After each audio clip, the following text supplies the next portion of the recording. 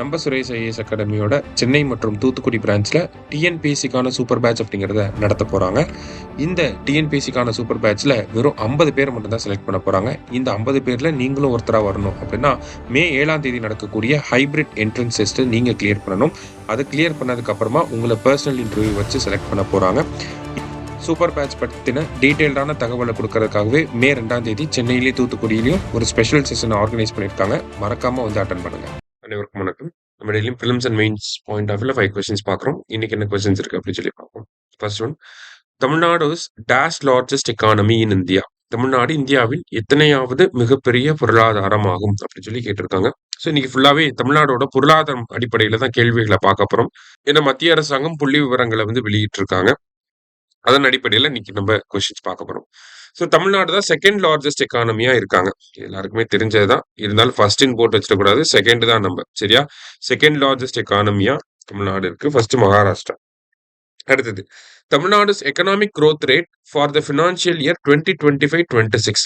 பொருளாதார வளர்ச்சி விகிதம் என்ன அப்படின்னு சொல்லி கேட்டிருக்காங்க. இப்போ 11.19 அப்படிங்கிறது 2024-2025க்கான growth ரேட். 2025-2026க்கான growth ரேட் என்ன அப்படின்னு சொல்லி பார்த்தீங்கன்னா 10.83%. ஓகே, 10.83%. இதுதான் கரெக்ட். அடுத்தது, the national average economic growth rate is 7.4%. தமிழ்நாடோட ஆவரேஜ் எக்கனாமிக் growth ரேட் வந்து 9.07%. இதுமே டேட்டா அப்படின்னு ஞாபகம் வச்சுக்கோங்க. தமிழ்நாடோட ஆவரேஜ் growth ரேட் வந்து 9.07. இந்தியாவோட ஆவரேஜ் growth ரேட் வந்து 7.4 அப்படின்னு சொல்லி ஞாபகம் வச்சுக்கோங்க. Both correct. அடுத்தது, GSDP of Tamil Nadu at current prices in 2024-25 is 31.19 lakh crore. Correct தான்.